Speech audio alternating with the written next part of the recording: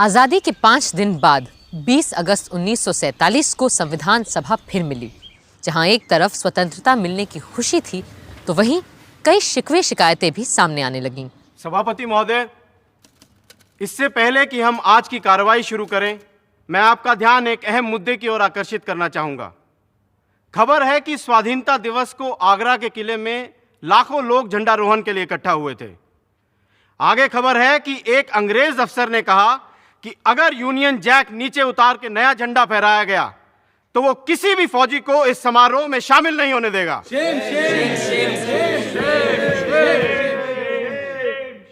हम किसी भी रूप में अपने राष्ट्रीय ध्वज का अपमान सहन नहीं कर सकते। मेरी सभापति जी से प्रार्थना है कि आप सदन के लीडर पंडित नेहरू से कहें कि वो इस विषय पे बयान दें। उन घटनाओं के मुतालिक जो 14-15 अगस्त को हुई, मैं सदन के नेता से गुजारिश करूंगा कि वो अपना बयान दें।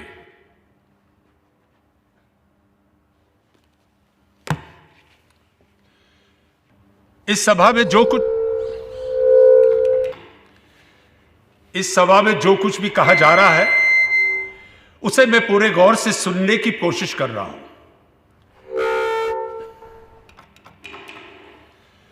और जो कुछ भी कहा गया है उसका मुश्किल से मुझे 1/4 पल्ले पड़ा है।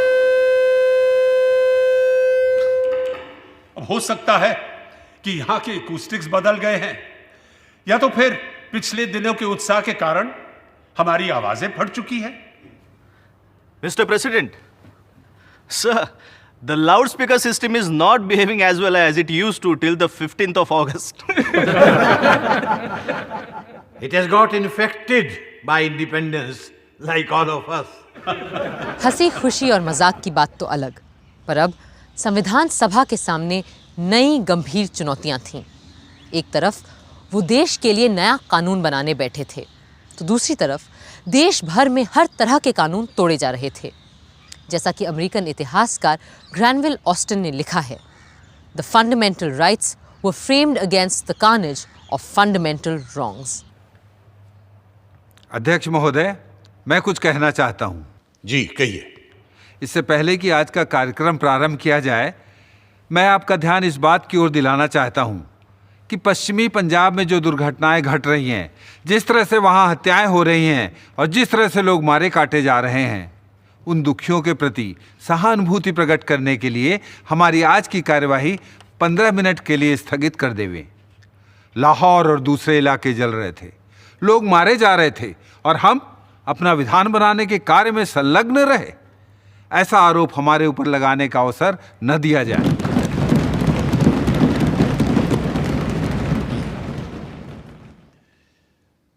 इसमें कोई शक नहीं है कि जो मुसीबत इस वक्त बहुत से लोगों पर गुजर रही है, उससे हमारी पूरी सहानुभूति है और हम जहां तक हो सकता है कुछ करेंगे और इससे बाज नहीं आएंगे। और इस वक्त अगर हाउस के सब लोगों की ख्वाहिश हो तो जो इस मुसीबत में मुब्तला हैं और जिन्हें ये सब तकलीफें भुगतनी पड़ रही हैं, उन सब के लिए हम खड़े होकर अपनी तरफ से दुख और हमदर्दी जाहिर करें।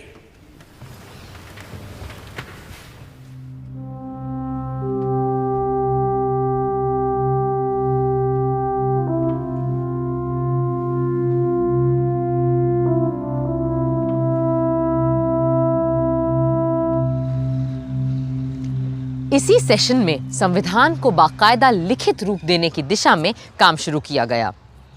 तय पाया गया कि संविधान सभा के constitutional adviser sir Benegal Narsing Rau, जो पूरी दुनिया में संविधान के महान विद्वान माने जाते थे, सभा में पेश प्रस्तावों और कमिटीज की रिपोर्ट्स के आधार पर संविधान का एक मसौदा तैयार करेंगे और इस ड्राफ्ट की संवीक्षा या स्क्रूटनी करने के लिए 7 सदस्यों की एक कमिटी नियुक्त की गई।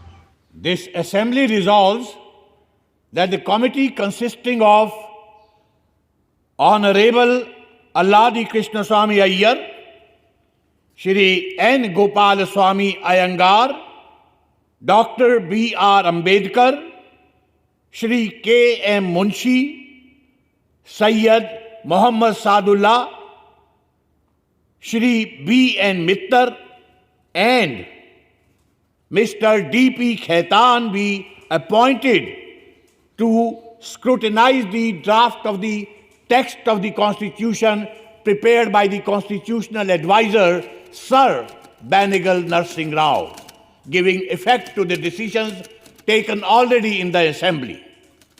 Those for the motion say aye. Aye. And those opposed to it say no. Ayes have it. Ayes have it. Ayes have it. The motion is adopted. Sir Benegal Narasimha Rao के मसौदे को देख और परख के उसे सही रूप देने की जिम्मेदारी थी ड्राफ्टिंग कमेटी की, जिसके अध्यक्ष चुने गए थे डॉक्टर भीमराव अंबेडकर। अब उन्हीं को तय करना था कि भारत के बाशिंदों के बुनियादी हक क्या होंगे, कितने होंगे और कैसे होंगे। बरसों पहले सन 1931 के कराची कांग्रेस अधिवेशन में ही पंडित जवाहरलाल नेहरू ने साफ साफ हर एक हिंदुस्तानी के मौलिक अधिकार की बात सामने रखी थी और गांधी जी ने उनकी तायीद की थी। आज हम कांग्रेस की तरफ से सरकार से ये मांग करते हैं कि आपको हर हिंदुस्तानी को उसके बुनियादी हुकूक देने ही पड़ेंगे। भारत माता की जय! भारत माता की जय! भारत माता की जय! हम मांग करते हैं कि हर शहरी को अपनी बात कहने, विचार रखने की आजादी हो। हर नागरिक को मिलने जुलने, मीटिंग करने का हक हो। हम मांग करते हैं कि हर बशर को अपने मजहब को मानने और धर्म का प्रचार करने की छूट हो। हर जबान और इलाके के बाशिंदे को और खास करके माइनॉरिटी को इस बात का हक हो कि वो अपनी जबान और कल्चर को महफूज रखे। वंदे मातरम! वंदे मातरम! वंदे मातरम! हम मांग करते हैं कि हिंदुस्तान का हर मर्द और औरत कानून के सामने बराबर होगा, चाहे फिर वो किसी कौम, जात, फिरके का क्यों ना हो। और ये कि धर्म, जात पात, इलाके की वजह से सरकारी नौकरी देने में किसी के भी साथ कोई भेदभाव नहीं किया जाए। और हम मांग करते हैं कि किसी भी इंसान को गैर कानूनी गिरफ्तारी, तलाशी और कुर्की से ना गुजरना पड़े। हम सब एक हैं! हम सब एक हैं! हम सब एक हैं! और हम ये भी मांग करते हैं कि हमें इस बात की आजादी हो कि हिंदुस्तान का रहने वाला हर आदमी पूरे देश में जहां चाहे जाए, रहे, बसे और काम, नौकरी, व्यापार कर सके। जब तक ये सारे बुनियादी हक हर हिंदुस्तानी को नहीं मिल जाते, मेरा आपसे वादा है कि ना मैं चुप बैठूंगा, ना आपकी कांग्रेस पार्टी। पंडित नेहरू जिंदाबाद! पंडित नेहरू जिंदाबाद! पंडित नेहरू जिंदाबाद! महात्मा गांधी की जय! महात्मा गांधी की जय! महात्मा गांधी की जय! मुझे कुछ अधिक नहीं कहना है, बस इतना बताना है कि भारतीयों के मूल अधिकारों को लेकर जो प्रस्ताव जवाहरलाल जी ने पेश किया है, वो इस सम्मेलन का सबसे महत्वपूर्ण प्रस्ताव है। यही अधिकार तो हमें बताते हैं कि कांग्रेस किस किस्म के स्वराज की कल्पना कर रही है। संविधान सभा ने फंडामेंटल राइट्स को लेकर आज़ादी और बंटवारे से पहले ही सन 1947 में एक समिति बनाई थी जो पहली बार 27 फरवरी के दिन मिली। As you are all aware, the main task of this committee is to discuss and make suggestions on the rights of the citizens. और मेरे विचार से किसी भी संविधान में उसके नागरिकों का बुनियादी हक सबसे अहम मुद्दा होता है। It is always about the fundamental rights. तो आप लोगों के जो भी सुझाव, प्रस्ताव आदि हों, बेझिझक सामने रखिए। If we look at the fundamental rights and guarantees embodied in the Irish and American Constitution, then all the rights that we may give should be enforceable in courts of law.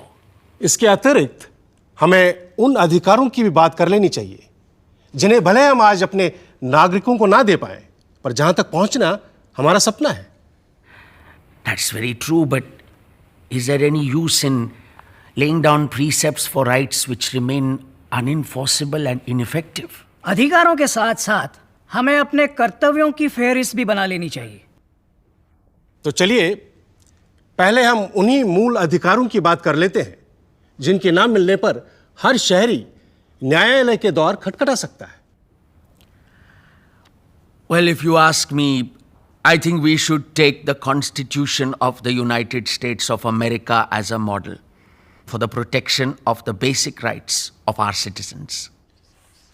If I may, I would like to inform the committee that I have prepared a long list of fundamental rights, which I can lay here. अब यही तो आपका बड़प्पन है अम्बेडकर जी। मुझे ये भी पता है कि प्रोफेसर केटी शाह ने भी कमेटी की सहूलियत के लिए काफ़ी सारे नोट्स तैयार किए हैं। मैं कमेटी के ऑफिस को तायीद कर देता हूं कि वो इन सारे दस्तावेज़ों की कॉपियां हर मेंबर को मुहैया करवा दें। Now may I also suggest that the committee adjourns for at least 3 weeks, hence providing the members with enough time and opportunity to formulate their own proposals. I think you will have a consensus on this. Good. तो चलिए 1 महीने बाद मुलाकात करते हैं और आज यहां ये प्रण करते हैं कि फिर इस कमेटी का काम हम तब तक स्थगित नहीं करेंगे जब तक कि भविष्य के भारत के नागरिकों के मौलिक अधिकारों का एक पूरा खाका तैयार नहीं कर लेते। 24 मार्च को जब कमेटी दोबारा मिली तो उसमें और लोग भी जुड़ चुके थे और इसके बाद कमेटी लगातार 10 बार मिलती रही ताकि मौलिक अधिकारों को लेकर एक साफ तस्वीर सामने आ सके। तो ये तय पाया गया है कि भारत के हर एक नागरिक को कहीं भी आने जाने, रहने, बसने, जायदाद खरीदने और नौकरी, काम, व्यवसाय करने की पूरी आज़ादी होगी। Subject to such restraints as the law may impose. Oh yes, of course. That goes without saying. No, Acharya ji. In a constitution, nothing goes without saying. Doctor Ambedkar ठीक कह रहे हैं आचार्य जी। तभी यहां जो ये लिखा है कि all citizens of the union will be equal before the law, मेरे विचार से लिखा जाना चाहिए कि all persons and not merely citizens of the union shall be equal before the law. जी ठीक बात है। अब हम किसी को सज़ा सिर्फ कम या ज़्यादा इसलिए तो नहीं दे सकते कि वो संघ का नागरिक नहीं है। एक बात और थी, आर्टिकल 4 ये कहता है कि हिंदुस्तानी भाषा जिसे नागरिक अपनी पसंद से देवनागरी या फारसी लिपि में लिख सकेगा, संघ की राष्ट्रभाषा के रूप में प्रथम औपचारिक भाषा होगी। I do not think that the question of national language has anything to do with fundamental rights. मैं डॉक्टर अंबेडकर से इत्तेफाक रखती हूँ। कल हम जो चाहें अपनी नेशनल लैंग्वेज चुनें, लेकिन आज उसका इस बात से क्या लेना देना कि हम अपने बुनियादी हक कितने और क्या तय करते हैं। राजकुमारी जी ठीक कह रही हैं, पर इनके राजकुमारी होने से मुझे एक बात सूझी कि हमारे नए भारत में जहां राजा प्रजा सभी समान होंगे, वहां ये सारी पदवियां राजकुमारी, राजाधिराज, नवाब बहादुर, Chhatrapati, Kunwarpal, Diwan Bahadur, as I am called. जी, इन सारी वसीयत में मिली पदवियों का हमारे नए भारत में क्या काम? I am totally with you professor Shah. आज से आप मुझे सिर्फ अमृत कौर बुला सकते हैं।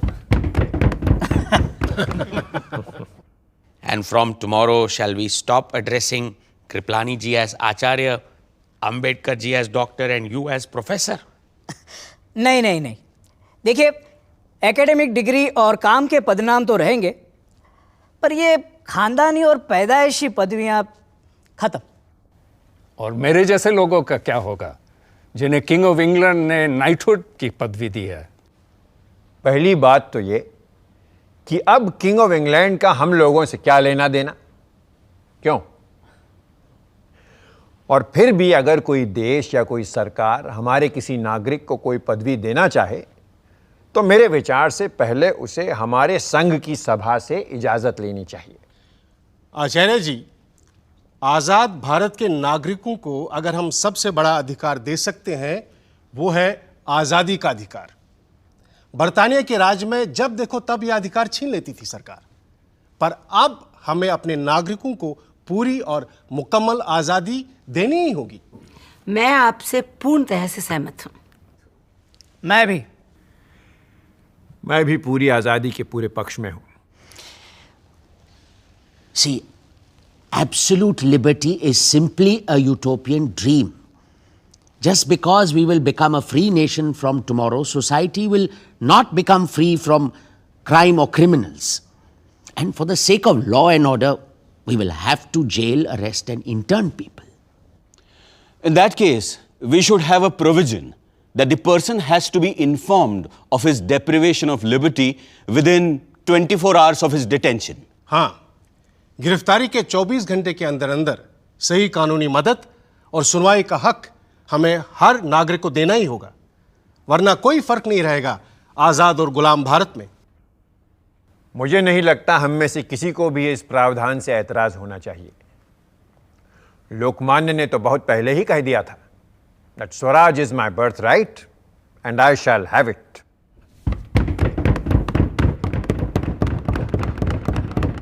Here.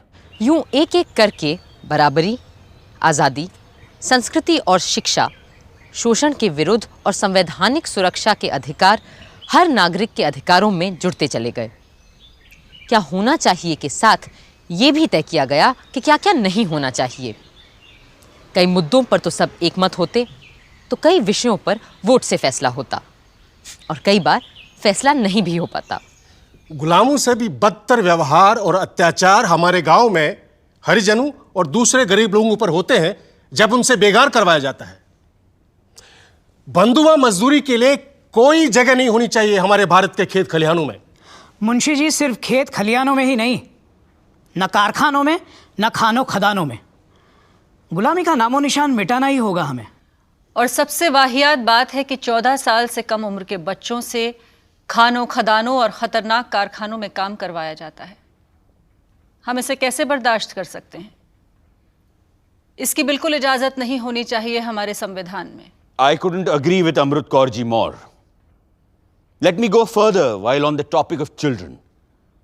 I propose that there should be no difference between legitimate and illegitimate children as far as laws of inheritance are concerned. पर इस तरह क्या हम शादी जैसी संस्था पर ही प्रश्न चिन्ह नहीं लगा देंगे? हमें याद रखना चाहिए कि हम तय कर चुके हैं कि शादी ब्याह जैसी चीज़ों पर हम अभी इस वक्त यहाँ बात नहीं करेंगे। For that matter, all the personal laws are not in our purview here. Here, we are not interfering with anyone's personal law. This is about children and their rights. And you, Diwan Sahab, are a learned man.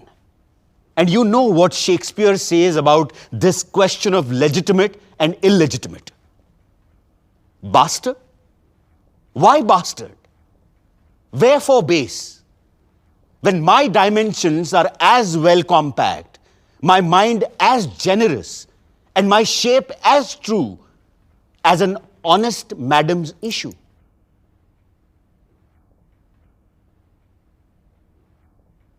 अब Shakespeare का जवाब देना थोड़ा मुश्किल हो जाता है, तो एक काम करते हैं, इस विषय पे वोट कर लेते हैं। Those in favor of Dr. Ambedkar's proposal, please raise your hands.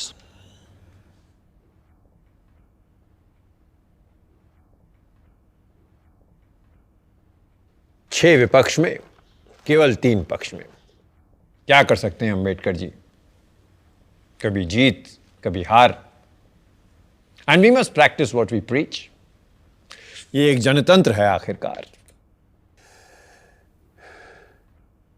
आचार्य जी, मैं यहाँ ये बात फिर से उठाना चाहूँगा कि अमेरिका की तरह हर भारतीय को कुछ साल सेना में बिताने ही चाहिए। Compulsory military training and conscription. But doesn't this also amount to slavery and involuntary servitude? ये स्लेवरी नहीं, सेवा का प्रश्न है अंबेडकर जी। तो इस पर भी वोट हो जाए। ठीक है, जो पक्ष में हैं हाथ उठाएं।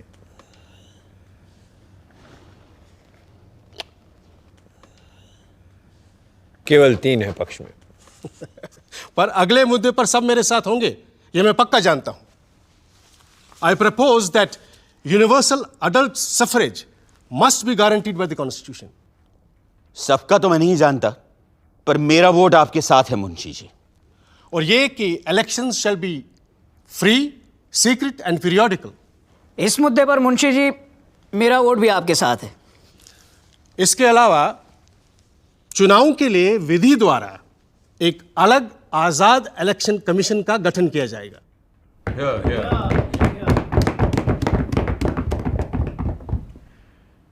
So we are all unanimous on this?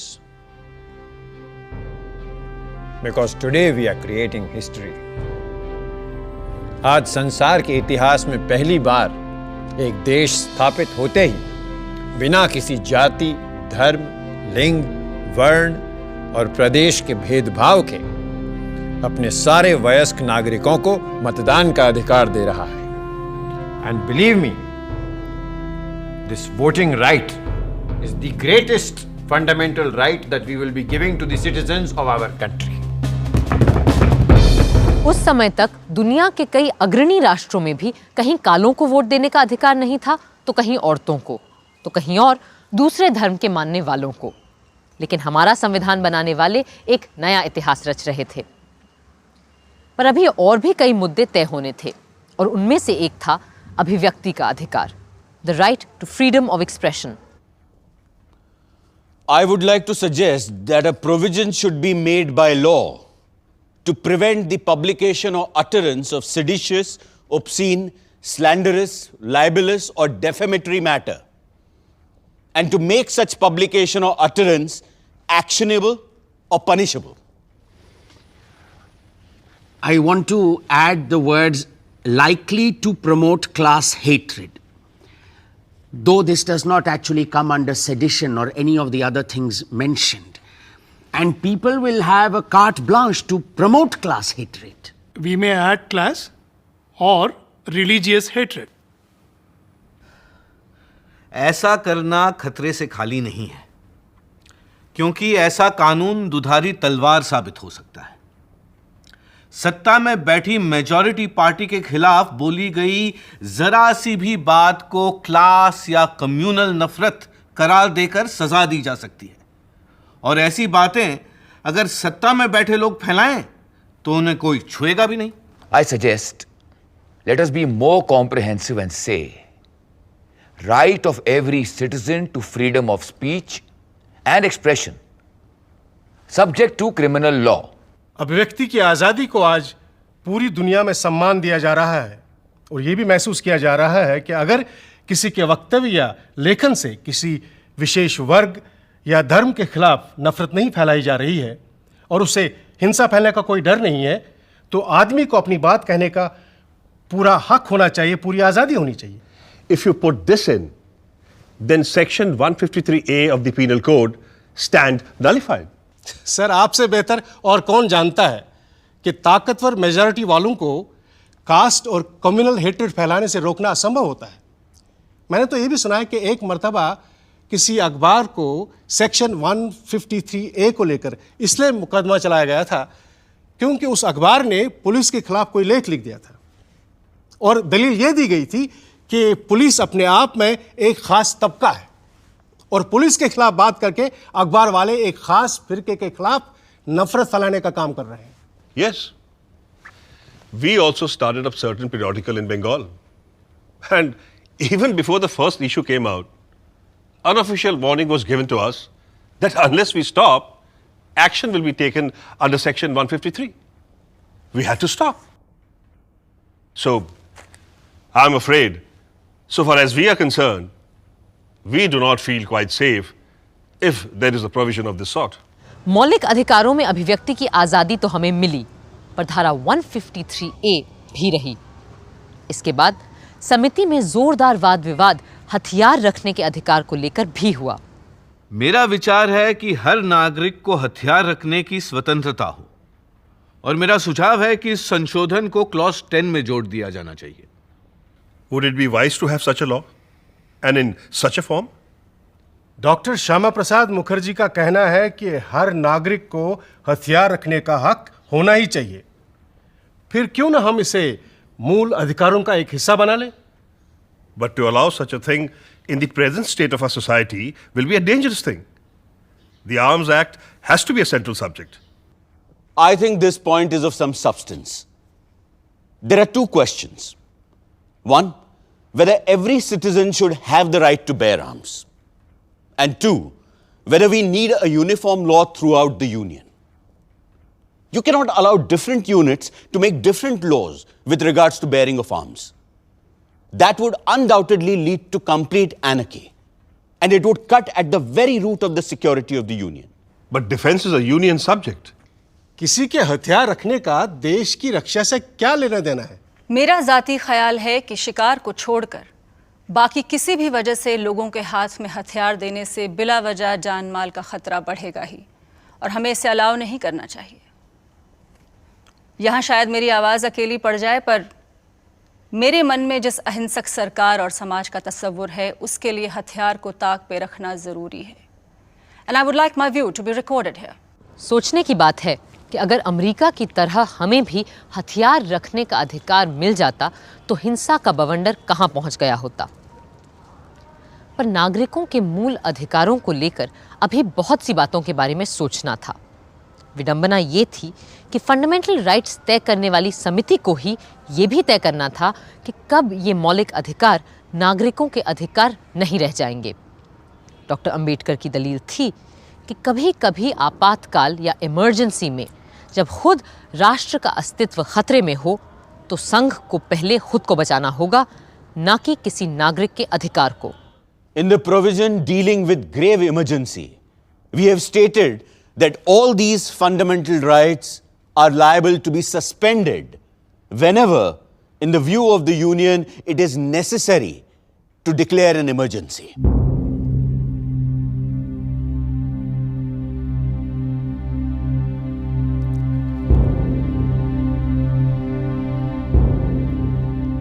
दुनिया के कई संविधानों में मौलिक अधिकारों के चलते आप नागरिक को गिरफ्तार कर ही नहीं सकते, पर हमने इसे अपने संविधान से हटा दिया है ताकि आने वाली सरकारों को हम ऐसी किसी भी बेड़ी में ना जकड़ें।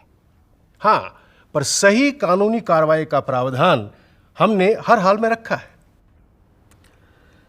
जरूरी सवाल यह है कि क्या लेजिस्लेचर के पास ये विशेषाधिकार होगा कि अगर वो चाहे किसी भी व्यक्ति को बिना मुकदमा चलाए ही कैद में रख सकते हैं? ऐसा कोई अधिकार हम नहीं देने जा रहे हैं जिसके चलते सरकार बिना कानून और अदालत के सामने जाने का हक दिए किसी को भी गिरफ्तार कर ले। छोटी बड़ी कोई बात संविधान बनाने वालों की नजरों से छूटी नहीं थी।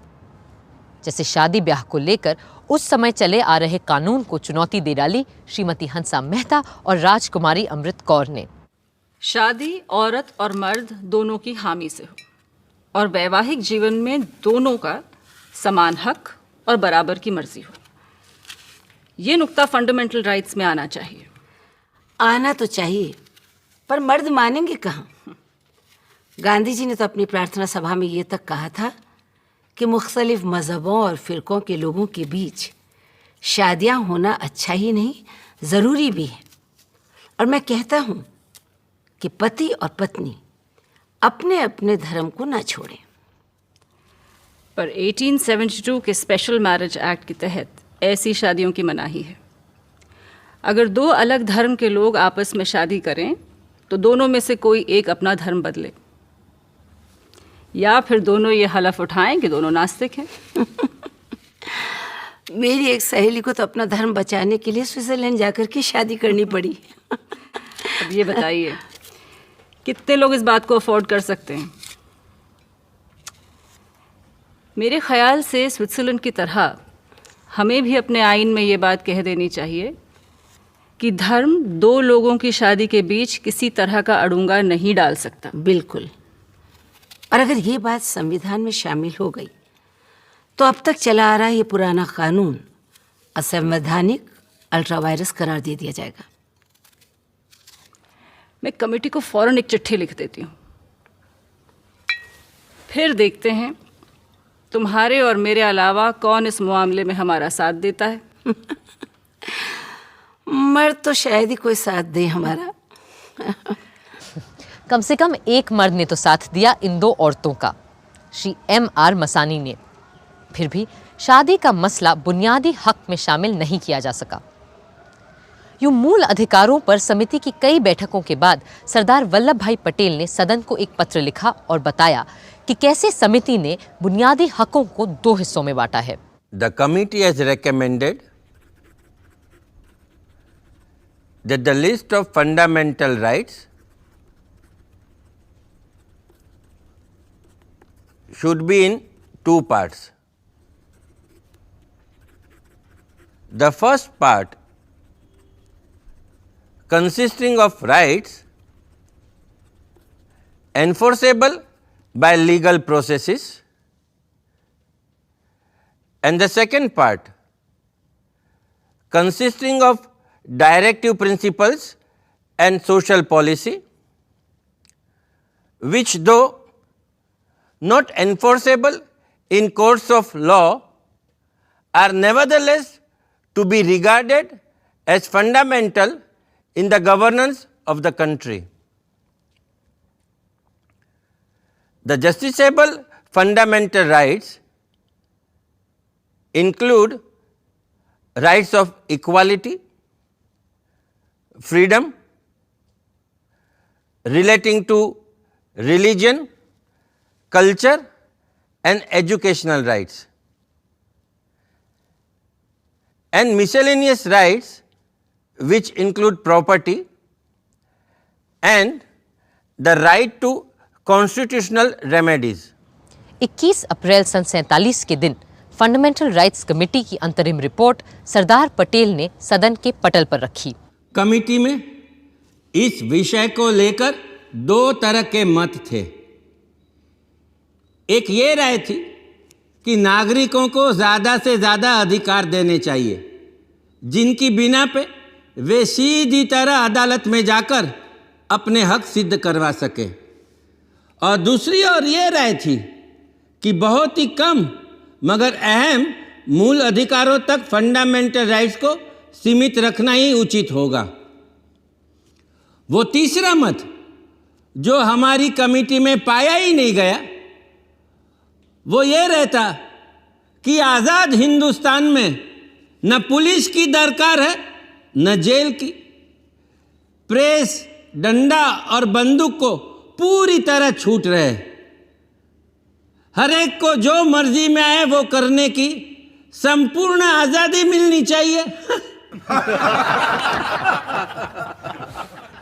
सरदार पटेल को उम्मीद थी कि मौलिक अधिकारों जैसी मूल चीज पर तो बहुत से संशोधन नहीं ही आएंगे, पर 150 से भी ज्यादा लोग कुछ न कुछ बदलना चाहते थे या नई बातें जोड़ना चाहते थे फंडामेंटल राइट्स में। Sir, I do not understand why economic fundamental rights should not be included in these justiciable rights. Economic rights are essential while framing a country's constitution, and they must also be made justiciable.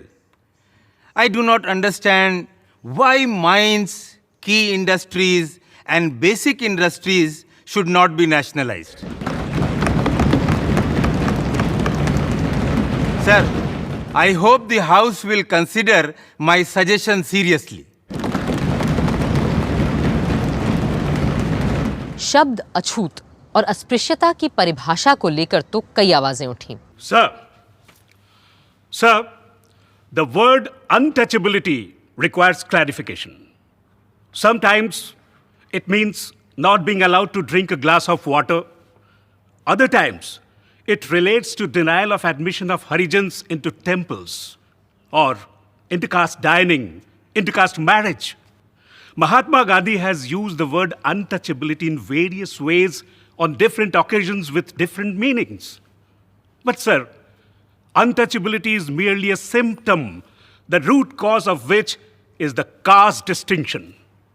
And unless caste distinction is removed, untouchability in some form is bound to exist. In an independent India, everyone must enjoy equal social conditions.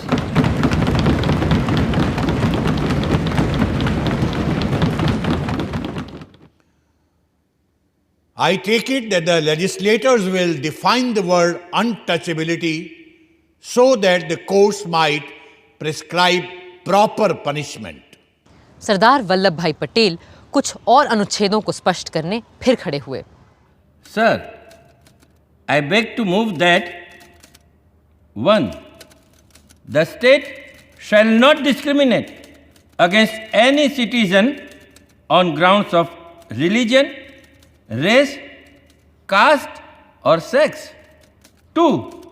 There should be no discrimination against any citizen on any ground of religion, race, caste, or sex in regard to A. Access to trading establishments, including public restaurants and hotels. B. The use of wells, tanks, roads, and places of public resort, maintained wholly or partly out of public funds, or dedicated to the use of the general public. Sir, the following word should be inserted after sex: or of dress worn of any nationality. It seems a laughing matter, but even today, on the threshold of independence, there are hotels which do not welcome people dressed in Indian style. Sir, I move that the words schools, hostels, temples, or places of worship should be included. Although some schools are thrown open to Harijans in the villages, they are not allowed to sit along with caste Hindu students. They are asked to sit on the floor or at some distance. As regards temples, untouchables are made to worship God only from a distance and not from within the temple itself. I think untouchability is the sole cause of this.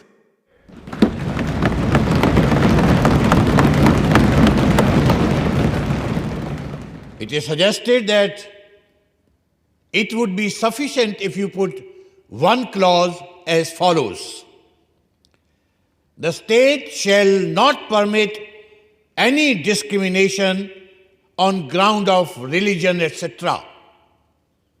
Put like that, it will cover all cases of private institutions as well as state institutions.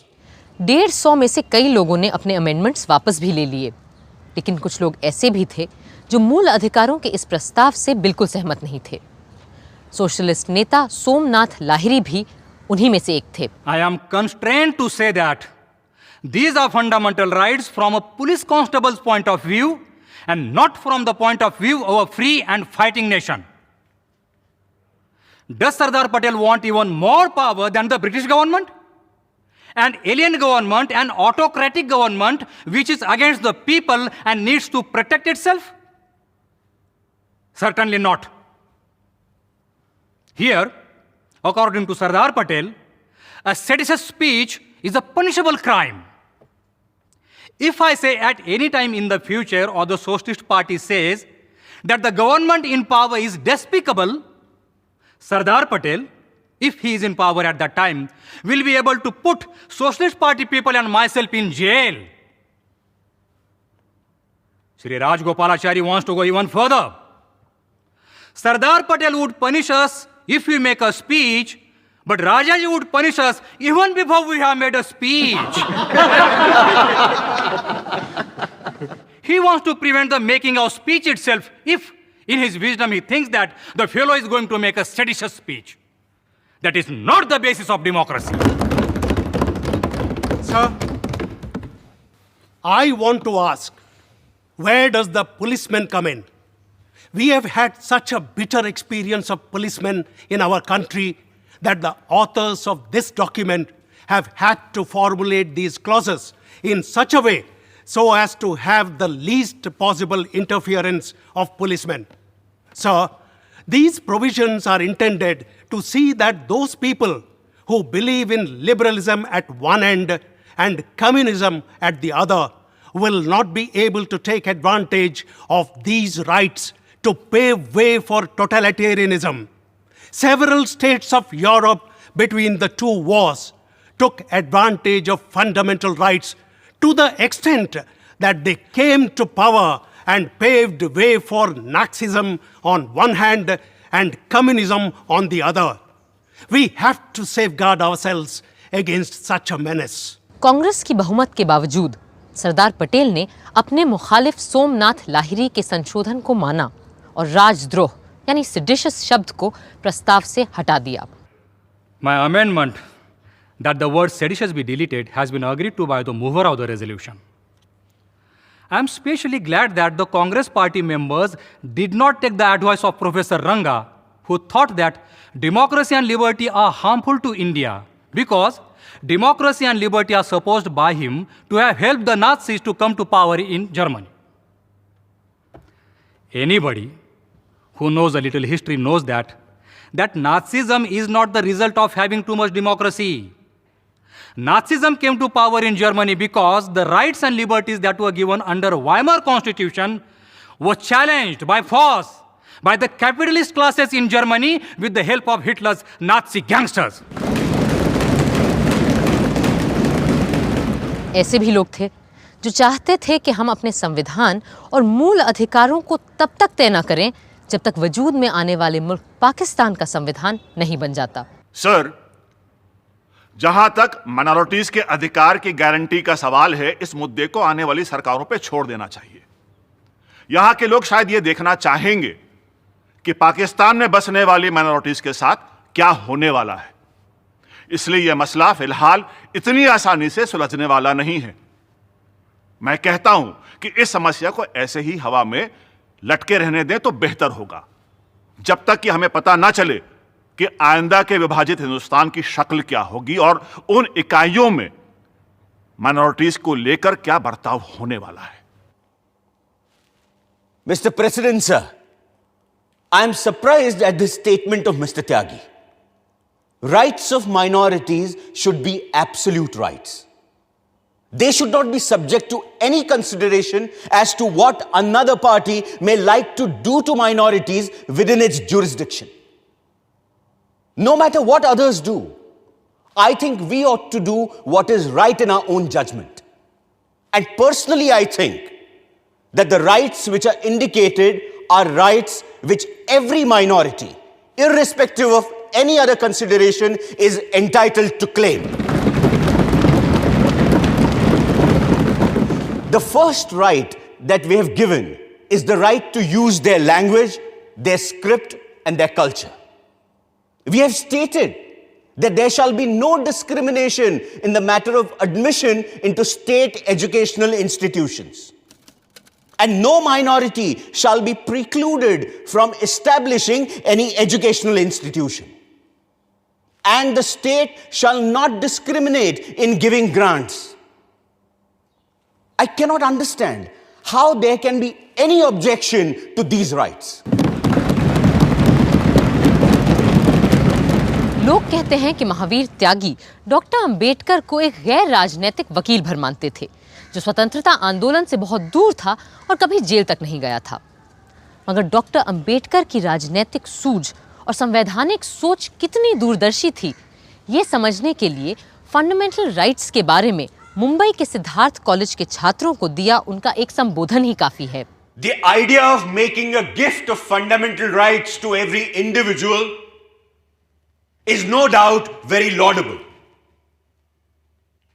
The question is how to make them effective. The prevalent view is that once the rights are enacted in law, then they are safeguarded.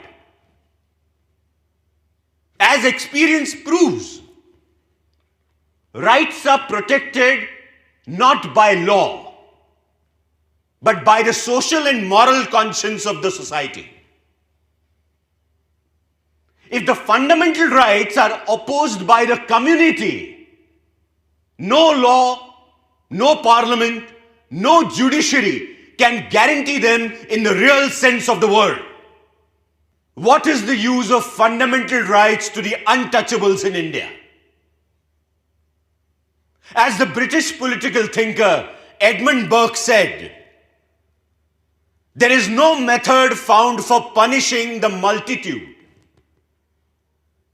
Law can punish a single solitary recalcitrant criminal.